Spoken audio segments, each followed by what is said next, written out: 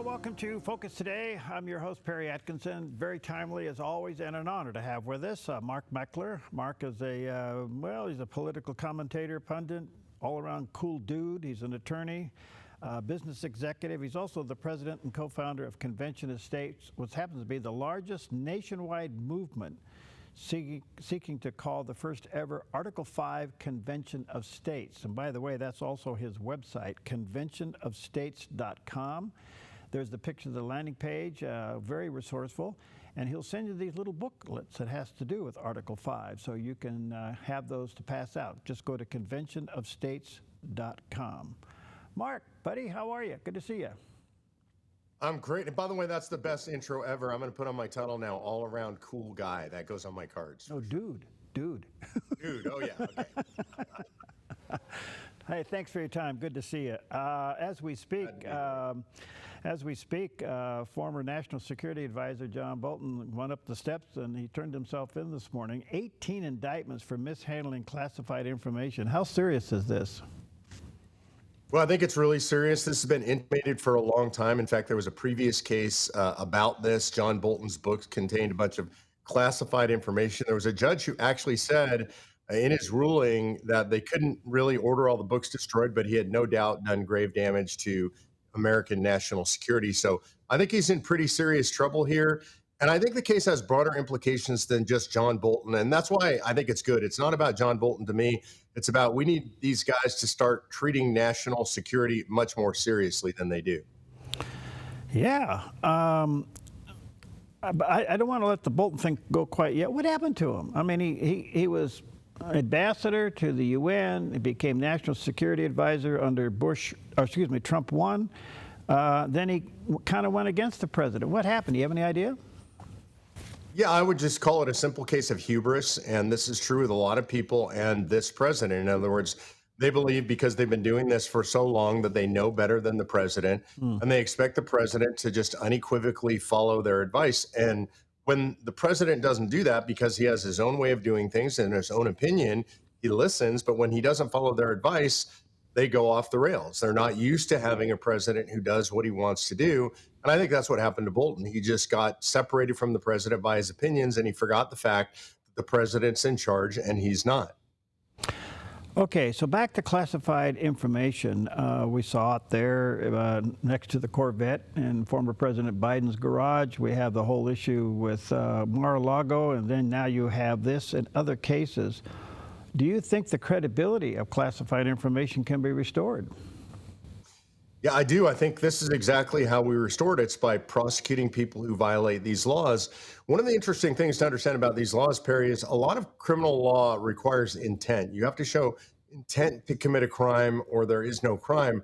In these cases, there is no mental culpability required. I think Bolton has some intent here, but basically just these are strict liability statutes. If you had classified information in your possession when you weren't supposed to, then that is the crime. So that's really a pretty easy standard to meet. And it's something that I think is really important that people start remembering when they're dealing with classified information. So are you saying that he has, or the court has to prove that he intended to keep this and not turn it back? Is that what you're saying? No, well, I'm saying that's true in a lot of criminal cases. When you charge somebody with a crime, intent is a part of the crime. In this case, intent is not a part of the crime. You just have to prove that he was in possession or misused classified materials in some way, whether he knew it or not, whether he intended to or not. So it's a much easier crime to prove. Who caught it? Who found it in the book that this was classified? I mean, somebody that knew classified information had to read that book and say, hey, that shouldn't be there. Yeah, actually, the government caught it before he released his book. There's a process for people who are involved in national security or military affairs to submit final manuscripts to the Department of Justice, to the Department of Defense for review before they get published. And Bolton just simply refused to do that. So they knew that he was doing this ahead of time. Whoa. So if he's found guilty, what happens? Do you know? Yeah, potentially he goes to prison, and I think that's what should happen. And I say that with a bit of hesitation. I don't like political figures being sent to prison, but if we don't start doing this with folks that breach national security protocols, then the protocols don't mean anything. And so some people are going to have to do some time. Hillary Clinton should have gone to prison for her breaches. Frankly, they are much worse than we're talking about here with John Bolton. But if people don't start going to jail, then we'll see more and more of this kind of crime. Interesting. All right, I want to come to the shutdown. This is an interesting shutdown, and the only reason that the Democrats seem to want to not cooperate is for two reasons. One is they want this, $1.2 billion in free medical services to illegal aliens, and then the other one now is popped up, they don't want to pay the military. Doesn't this eventually bite them?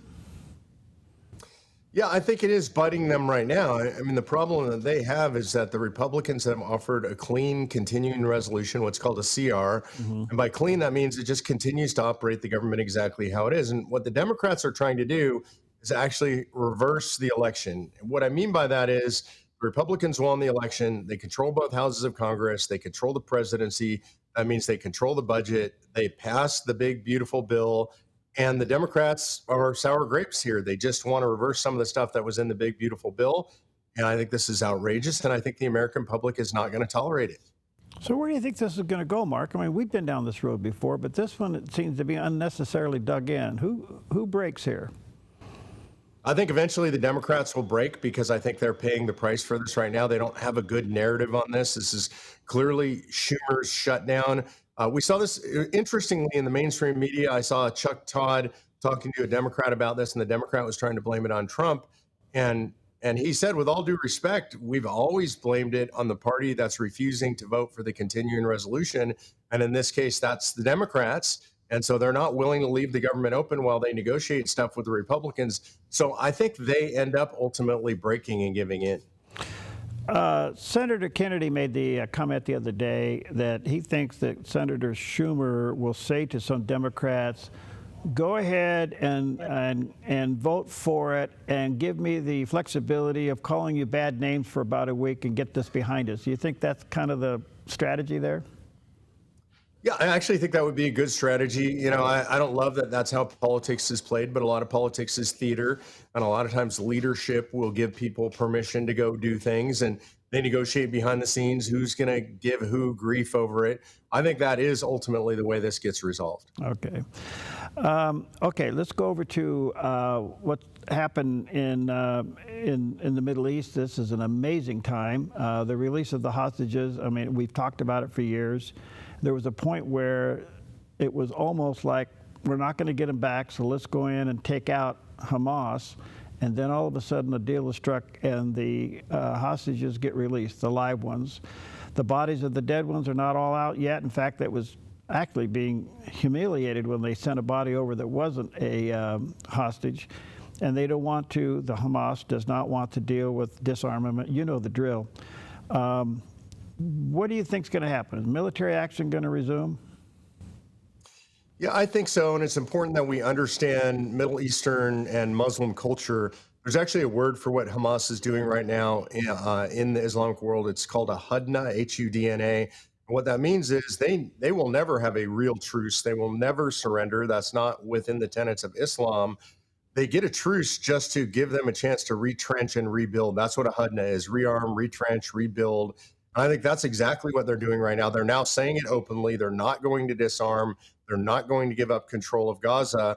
And President Trump has said quite simply, well, then we'll come in and we'll remove you. And when he says we, I want to be really clear. He's been clear. We don't mean American boots on the ground. I think he means he's just going to unleash the Israelis and give them the support to do whatever they need to do. So in the meantime, how significant was for the president to pull together all the other nations and countries that supported Hamas to get them to sign a peace agreement, basically cutting off their supply? Pretty brilliant, don't you think? Well, I think this is the most significant development in the Middle East in modern history, literally, since the establishment of Israel. To have all those countries come together, and the president made that happen. He cut deals with all these countries. I think the countries were fundamental, and I don't want to say that to give them a bunch of credit because I think they're a bad actor in the region. But they did tell the Hamas leadership, hey, look, we're going to turn you over to the Israelis. We're done with this. This isn't profitable for us anymore. It doesn't work for us anymore. I'm sure President Trump had something to do with putting a lot of pressure on the Qataris. The Saudis came along The Saudis are taking the hardest line. I think this is the most important thing, Perry. Right now, the Saudis have said if Hamas remains in Gaza in any way, shape, or form, then we're not interested in being involved even in further talks. So the Saudis are drawing the line in the sand, so to speak, and I think it's a really good thing. Does the proposed peace board, Mark, preempt the Abraham Accord? No, I don't think it does at all. I mean, the Abraham Accords are much broader than this deal. They're all about permanent peace. They're all about trading agreements, mutual benefit agreements. So I think you're going to see a lot more of the Abraham Accords. I think we're going to see those spread across the Muslim world, not just in the Middle East, but I think the Muslim world more broadly. And it's 100% credit to Donald Trump. And this goes all the way back to the Bolton story, which is Donald Trump didn't listen to the conventional wisdom. He saw an intractable problem. He was willing to apply the appropriate pressure to solve it. And I think we're going to see peace break out, not just in the Middle East, but all over between the Muslim world and Israel. So it looks like Saudi Arabia probably will join the accord then. I think they will join the accord, but again, they're taking the hardest line. And I think this is important. They're saying no Hamas in Gaza, plain and simple. The statements coming out of Saudi Arabia are absolutely incredible.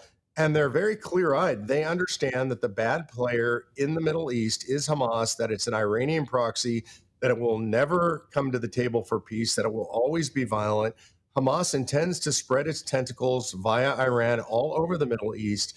Hamas would be happy to overthrow the Saudi government, the Jordanian government with Hezbollah's help, all of it coming from Iran, and Saudi Arabia understands this in a very clear way. Where does that leave Turkey, Syria, and Qatar?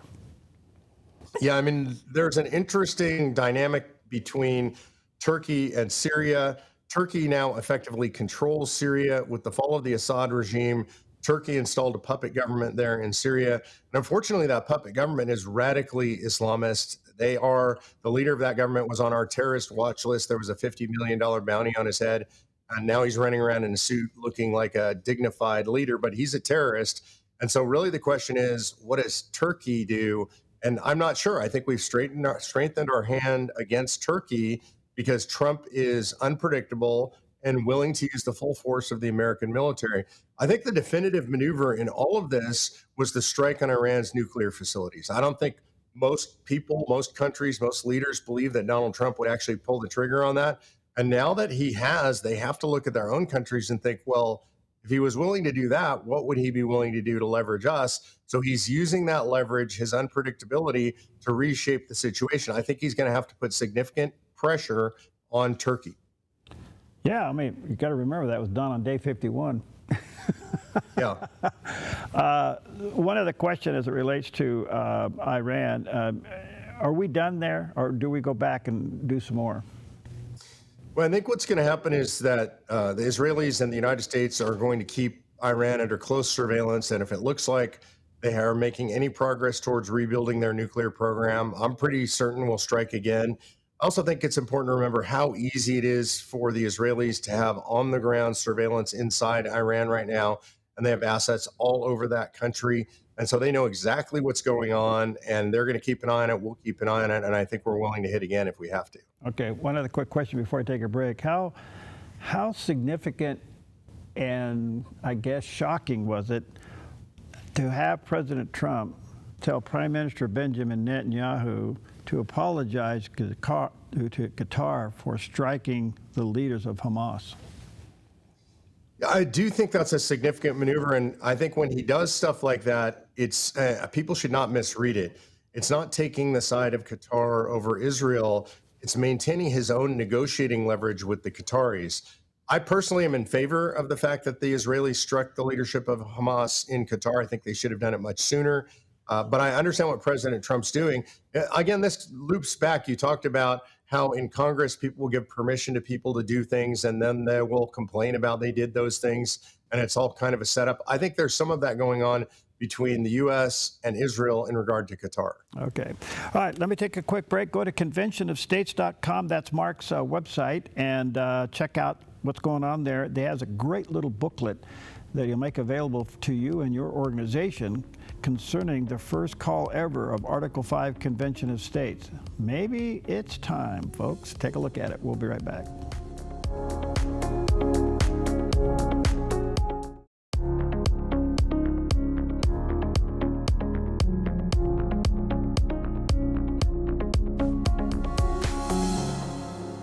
Back, always an honor to have with us Mark Meckler. Mark is president and co-founder of the Convention of States, and I want to say to you, go to the conventionofstates.com website and learn more about this movement, which is the largest nationwide movement seeking to call the first ever Article 5 Convention of States. And he has a booklet on that he'll send to you as well, and believe me, more and more states are signing up for this. Mark, before I let the whole Middle East thing go, I find it very interesting that the peace talks was done in Egypt, and yet Egypt was never called into accountability of being complicit to what's going on with Hamas by providing open tunnels all the way into Gaza City. Yeah, I think this is part of Donald Trump's genius on a personal level, on a moral level. I don't love that, right? They were complicit. Not only were there tunnels, there were literally truck-sized tunnels, highways underneath the wall, whereby Egypt was allowing the flow of goods into Hamas in Gaza to do all this terrorist stuff. But it actually doesn't matter. And what I mean by that is Trump is a forward-looking person. And he knows if he were calling out Egypt right now, then Egypt wouldn't participate in this peace stuff. He would create hostilities and tension with Egypt. Right. Trump's looking for a solution, and he's willing to put the past in the past to get to that solution, and I appreciate that. Yeah, no, I just find that so amazing. All right, the next thing I want to do is switch over to Russia and Ukraine, because people are trying to draw parallels here, what happened in the Middle East with what's going on with Putin and Zelensky. As you know, the president had a 2-hour conversation with Putin yesterday. Zelensky's doing the White House today. Let us not forget that Hamas attacked Israel and Russia attacked Ukraine. There are some parallels. Does that set up some interesting parallels for negotiating a peace between Russia and Ukraine? I do, but I don't think we should overplay those parallels. And what I mean by that is Russia is a much more powerful nation state. They're not a small terrorist actor in a small place in the Middle East. They have nuclear armaments. They have a full army, they have aircraft, they have submarines. So it's a very different situation, but it doesn't mean the same types of strategies don't apply. I think they do. I think, one, Donald Trump has proven he's willing to act decisively and aggressively. And I think Putin has to be looking at the idea that we bombed Iran with Midnight Hammer, these huge strikes that we did that we were willing to do. He has to look at that, and he has to take Trump a lot more seriously. You know, there was a point when during the original Trump presidency, Trump won, there was a meeting between two of them, and Trump reports that Putin said, "You would never bomb Russia," and Trump said, "I might." And I think that that is true. We don't know what Trump would do, and I think that's his strong card, is he's kind of unpredictable. I know that he's talking about arming Ukraine right now with long-range missiles. Ukraine is hitting deeper and deeper into Russia, causing more and more pain. So I think what Trump's trying to do is increase the pressure. I also think the Middle East plays in here, Perry, in a really interesting way. Trump, by bringing all the Middle Eastern players together, has the opportunity to cut off oil to Russia. From Russia to China. So that brings China into play because China is buying all of their oil from Russia. And let's not forget that Trump's about to meet with Xi Jinping on trade issues. And if he can shut off the flow of Russian oil to China, he now has a good measure of control of the flow of oil out of the Middle East. He might be able to bring China to heel. So I think all of this stuff is related.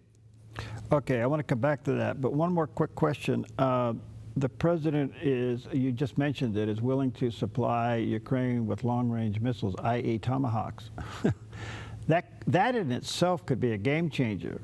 In that already Ukraine is, under our intelligence, has taken out some, energy sources and supply sources inside Russia. I guess our brain's a little on tilt that Russia's army seems to be so unsophisticated that they haven't finished the job by now. And the president also said, all right, maybe it's time for Ukraine to take the land back. I mean, he's really poking Russia pretty hard, don't you think? He is, and you'll hear the folks that are terrified of this say, we're going to have World War III. Oh my God, this is the worst thing that's ever happened. Nuclear war is going to happen. Russia's going to launch its nukes. Let's remember, stay calm and carry on. Keep calm and carry on, as the Brits said during World War II. everybody said that about our strike on Iran too. People like Tucker Carlson and Candace Owens and Matt Gaetz and a whole bunch of others, Marjorie Taylor Greene, said, oh my God, we're going to have World War III.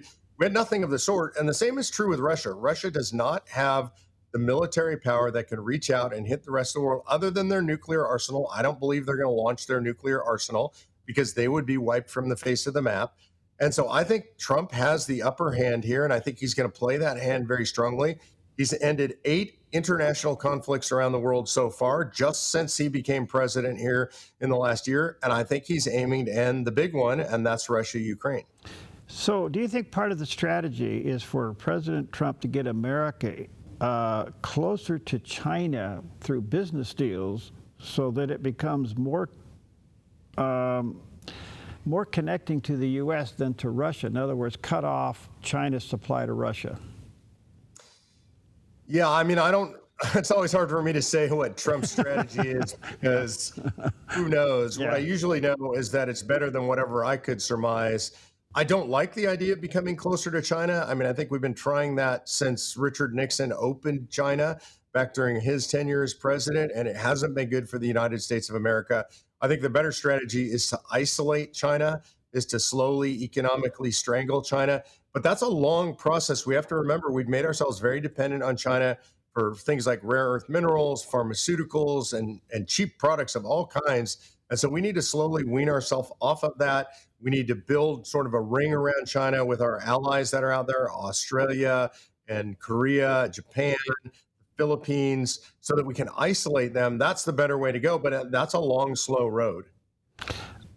He's put 135% on some China tariffs. I mean, that's fairly significant for an economy over there, which is already fragile, right?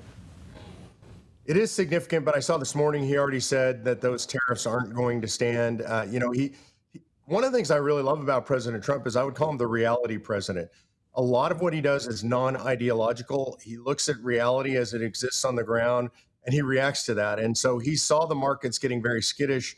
The markets took a pretty big dive last week on the announcement of those tariffs. And so if you look at what's happened in the markets this week, as he says he's backing off of those tariffs, the markets are coming back. He cannot afford an economic crisis here in the United States. I think right now, Trump and the Republicans have the upper hand as we head into the midterms. And there's only 2 things, Perry, that I think could do damage to the Republicans' political prospects right now.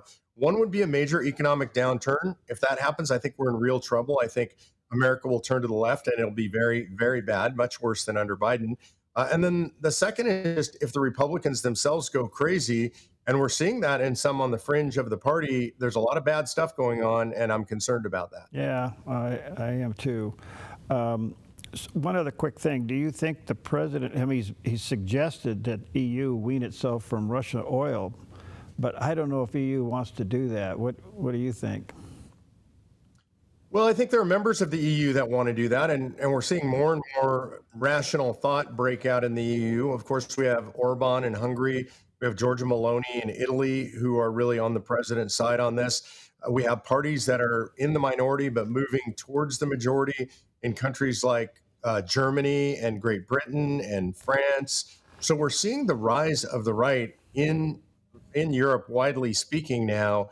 And so I think things are moving in the correct direction. And again, I think Trump is just an incredible master at this. One of the things, and I wouldn't understate this, I think this is really important. If you looked at what was going on at this summit in the Middle East, every leader lined up to have their picture taken with Donald Trump. It looked like a GOP fundraiser or something. I've never seen anything like that. They each stepped in one at a time to have their picture taken with Donald Trump. That's pretty extraordinary. In the meantime, the president's tariffs have been challenged all the way to the Supreme Court. They're going to hear the argument starting up in a couple of weeks. I've listened to just about everything that I can find out there as to which way these arguments are going to go, for or against. It's tariff attacks, and that means it has to be regulated by Congress. You know the drill. What's your 30,000-foot view? He's going to lose on most of these. And I'm okay with that, by the way. And I rarely say that about anything involving President Trump. I think he exceeded presidential authority. I think he called things an emergency that clearly are not an emergency. It's pretty hard to argue, for example, that we have some kind of emergency trade war with Canada. Canada has one of the lowest tariff rates overall on U.S. goods going into Canada. It's under 2%. I think it's down around 1.4%. I think they're the 5th lowest in the world. So how you claim an emergency in regard to Canada, and I think that's how the Supreme Court is going to slice the baby. That's my best guess, is they could say that there is a genuine international relations, international security emergency with countries like China or Russia. I just don't think they're going to give him this broad authority. I don't think he was ever intended to have that. And one of the reasons I'm in favor of that ruling, one is I don't like overreaching presidential power generally. If a Republican does it, then a Democrat will do it as well. And we don't like that. We don't want that. So that's number one. Number two is I think these tariffs, broadly speaking, are bad for the United States economy. And so one of the things that I think is being baked into the economy right now is companies, large international companies, don't believe the tariffs are going to stand. And I think that's helping our economy here in the United States. And I think when that ruling comes down, it'll help it even more. Okay, so there's also, I guess, rumors you could say that he'll probably cut these tariffs back before the arguments start so that he doesn't get caught having to pay it back, so to speak. I mean, he does have the power to withdraw before the arguments start, right? Yeah, I mean, he has the power to push the tariffs back. That doesn't mean the case won't go forward. I think the case will still go forward.